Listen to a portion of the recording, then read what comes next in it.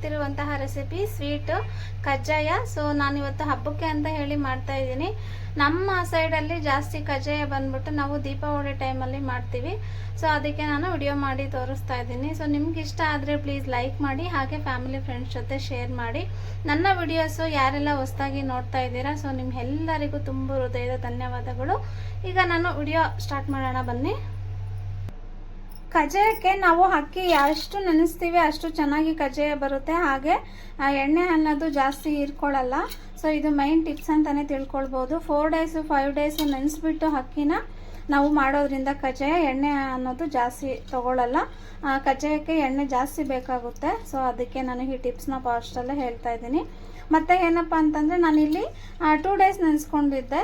2 days ನೆನೆಸ್ಕೊಂಡು ಅಂದರೆ 2 days ನೆನೆಸಿದ್ರೆ ಮತ್ತೆ ಒಂದು 4 hour 5 hourಗೆ ನೀರನ್ನ ಚೇಂಜ್ ಮಾಡ್ಕೊಳ್ತಾ ಇರಬೇಕು. ಸೊ 1 ಡೇಯಲ್ಲಿ 2 times ನೀರನ್ನ ಚೇಂಜ್ ಮಾಡಿಕೊಂಡ್ರು ಸಹ ಸಾಕಾಗುತ್ತೆ. ಈಗ ನೋಡಿ ಆಗಿದೆ, 2 days ಆಗಿದೆ, ಈ ರೀತಿ ಆಗಿದೆ. ಇದನ್ನು ನೀರನ್ನು ಬಸ್ಕೊಳ್ಳೋಣ. ಈಗ ನಾನು ನೀರನ್ನು ಸೋಸ್ಕೊಳ್ಳೋಣ. ನೋಡಿ ನೀಟಾಗಿ ನೀರನ್ನು ಬಸ್ಕೊಂಡಿದ್ದೀನಿ. ಸೊ ಈಗ ನಾವು ಒಣ ಬಟ್ಟೆಯಲ್ಲಿ ಈ ರೀತಿ ನಾವು ಹರಡ್ಕೊಳ್ಬೇಕು. ಸ್ವಲ್ಪ ಫ್ಯಾನ್ ಮುಖಾಂತರ ನಾವು ಇದನ್ನು ಹರಿಸ್ಕೊಂಡ್ರೆ ಸಾಕಾಗುತ್ತೆ.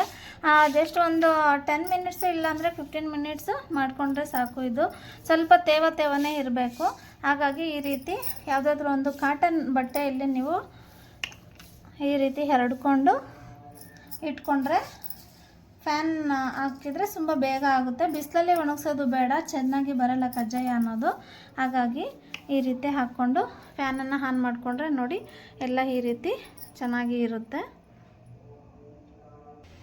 ಕಜ್ಜಾಯಕ್ಕೆ ಎಳ್ಳು ಬೇಕಾಗುತ್ತೆ. ಹಾಗೆ ನಾನಾಗಿ ಎಳ್ಳನ್ನು ಬಿಸಿ ಮಾಡ್ಕೊಳ್ತಾ ಇದ್ದೀನಿ. ಲೈಟಾಗಿ ಸ್ವಲ್ಪ ಚಟಪಟ ಅನ್ನೋ ರೀತಿ ಎಳ್ಳನ್ನು ಬಿಸಿ ಮಾಡ್ಕೊಳ್ಳಿ.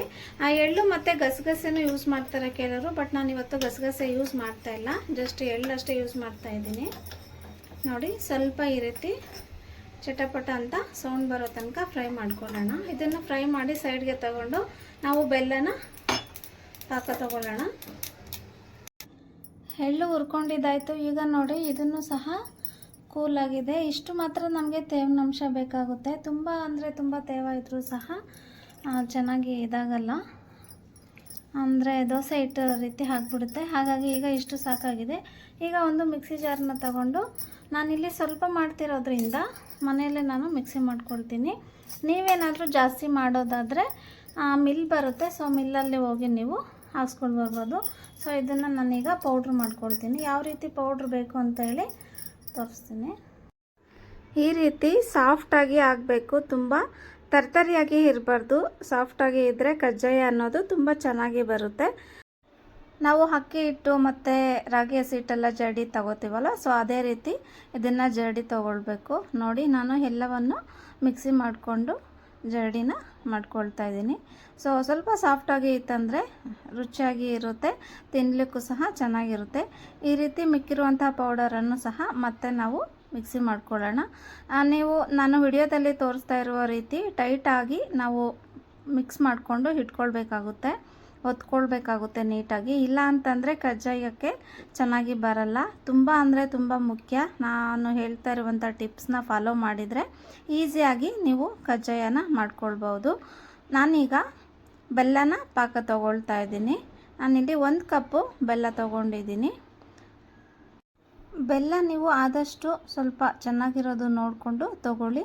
ಸೊ ನಾನಿಲ್ಲಿ ಸೋಸ್ಕೊಳ್ತಾ ಇಲ್ಲ ಬೆಲ್ಲನ, ಯಾಕಂದರೆ ಮಣ್ಣು ಏನೂ ಇಲ್ಲ ಇದರಲ್ಲಿ, ತುಂಬ ಚೆನ್ನಾಗಿದೆ. ಹಾಗಾಗಿ ನಾನು ಇದನ್ನು ಸೋಸ್ಕೊಳ್ತಾ ಇಲ್ಲ. ಈಗ ನಾನು ಇದಕ್ಕೆ 2 ಸ್ಪೂನು ನೀರನ್ನು ಸೇರಿಸ್ತಾ ಇದ್ದೀನಿ. ಜಸ್ಟ್ 2 ಸ್ಪೂನು ನೀರನ್ನು ಸೇರಿಸಿದ್ರೆ ಸಾಕು. ಹೈ ಫ್ಲೇಮಲ್ಲಿ ಇಟ್ಕೊಂಡೆ ನೀವು ಮಾಡ್ಕೊಳ್ಬೇಕಾಗುತ್ತೆ. ಇದರಲ್ಲಿ ಮೈನ್ ಪಾಕ ಅನ್ನೋದು ತುಂಬ ಚೆನ್ನಾಗಿ ಬರಬೇಕು. ಪಾಕ ಚೆನ್ನಾಗಿ ಬಂದಿಲ್ಲ ಅಂತಂದರೆ ಕಜ್ಜಾಯನೂ ಸಹ ಚೆನ್ನಾಗಿ ಬರಲ್ಲ. ಕೆಲವರಿಗೆ ಸ್ವಲ್ಪ ಕಜ್ಜಾಯ ಅಂತಂದರೆ ಸ್ವಲ್ಪ ಕಷ್ಟ, ಭಯ ಅಂತ ಅಂತಾರೆ. ಸೊ ಯಾವುದೇ ರೀತಿ ಭಯ ಪಡೋ ಅವಶ್ಯಕತೆ ಇಲ್ಲ. ನಾನಿಲ್ಲಿ 1 ಕಪ್ ಅಕ್ಕಿ ಹಿಟ್ಟಿಗೆ 1 ಕಪ್ಪು ಬೆಲ್ಲನ ತೊಗೊಂಡಿದ್ದೀನಿ. ಸೊ ಸಮ ಇದ್ದರೆ ಸ್ವೀಟು ಚೆನ್ನಾಗಿರುತ್ತೆ. ನೋಡಿ ನಾನೀಗ ಪಾಕನ ನೀರಲ್ಲಿ ಬಿಟ್ಟು ತೋರಿಸ್ತಾ ಇದ್ದೀನಿ. ಈ ರೀತಿ ಪಾಕ ಬಂದಿದ್ರೆ ನಿಮಗೆ ಚೆನ್ನಾಗಿ ಬಂದಿರಲ್ಲ. ಸೊ ಅದಕ್ಕಾಗಿ ಇನ್ನೊಂದು ಸ್ವಲ್ಪ ಮಿಕ್ಸ್ ಮಾಡಿಕೊಂಡ್ರೆ, ಹೈ ಫ್ಲೇಮ್ ಇಟ್ಕೊಂಡೆ ನೀವು ಮಾಡ್ಕೊಳ್ಳಿ. ಸ್ವಲ್ಪ ಪೇಷನ್ಸಿಂದ ಮಾಡಿ, ಸೊ ಚೆನ್ನಾಗಿ ಬರುತ್ತೆ. ತುಂಬ ಟೇಸ್ಟಿಯಾಗೂ ಸಹ ಇರುತ್ತೆ. ನಿಮಗೆಲ್ಲ ಯಾರಿಗೆ ಪಾಕ ತೆಗಿಯೋಕ್ಕೆ ಬರುತ್ತೆ ನನಗೂ ಸಹ ಕಮೆಂಟ್ ಮಾಡಿ ತಿಳಿಸಿ. ನಾನು ಫಸ್ಟಲ್ಲಿ ಟ್ರೈ ಮಾಡಿದೆ 2 ಟೈಮ್ಸು. ಸೊ ಇದು 2 ಟೈಮ್ಸ್ದು ಚೆನ್ನಾಗಿ ಬಂತು. ನನಗೆ ತುಂಬ ಇಷ್ಟ ಆಯಿತು, ತುಂಬ ಖುಷಿನೂ ಆಯಿತು.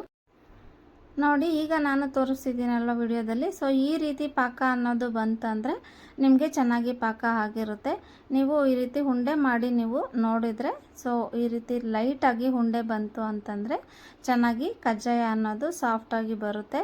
ಕೆಲವರು ಮೆತ್ತ ಪಾಕ ಗಟ್ಟಿ ಪಾಕ ಅಂತ ಹೇಳಿ 2 ರೀತಿ ತೆಗಿತಾರೆ. ಸೊ ನಾನಿಲ್ಲಿ ತೆಗೆದಿರುವಂತಹ ಪಾಕ ಬಂದುಬಿಟ್ಟು ಮೆದು ಪಾಕ, ಚೆನ್ನಾಗಿ ಕಜ್ಜಾಯ ಬರುತ್ತೆ. ಈಗ ನಾನು ಎಳ್ಳು ಮತ್ತು ಗಸಗಸೆನ ಸೇರಿಸ್ಕೊಂಡಿದ್ದೀನಿ.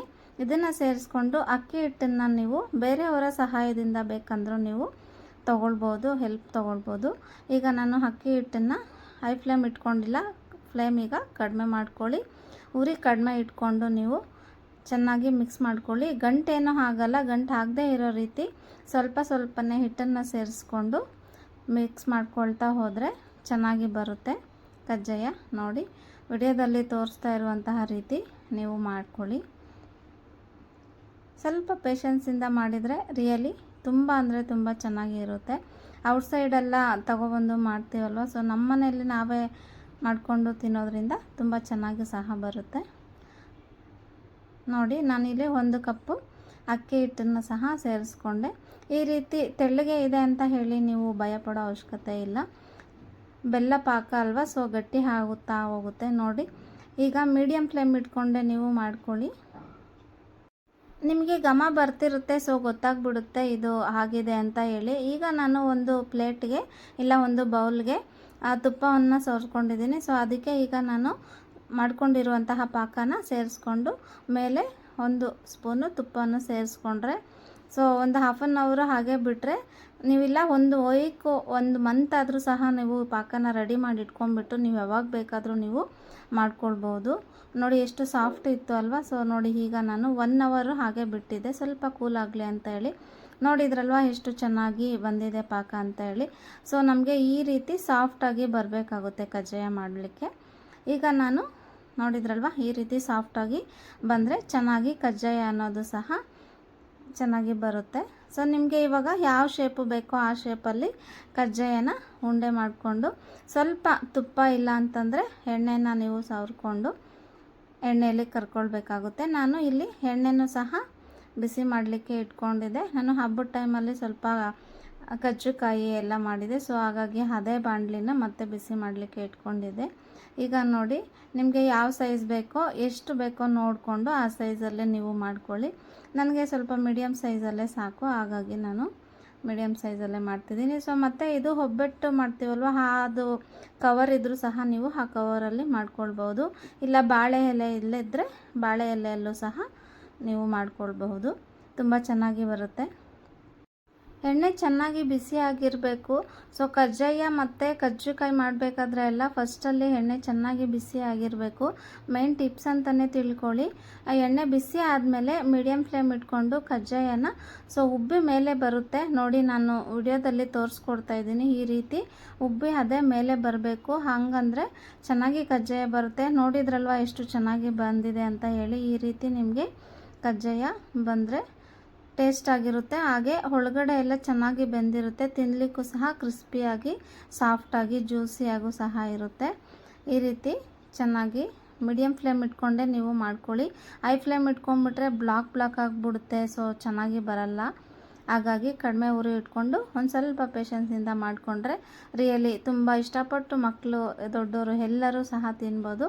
ನೋಡಿದ್ರಲ್ವ ಈಗ ನನಗೆ ರೆಡಿ ಆಗಿದೆ. ಸ್ವಲ್ಪ ಕಜ್ಜಾಯದಲ್ಲಿ ಆಯಿಲಿ ಜಾಸ್ತಿ ಇರುತ್ತೆ.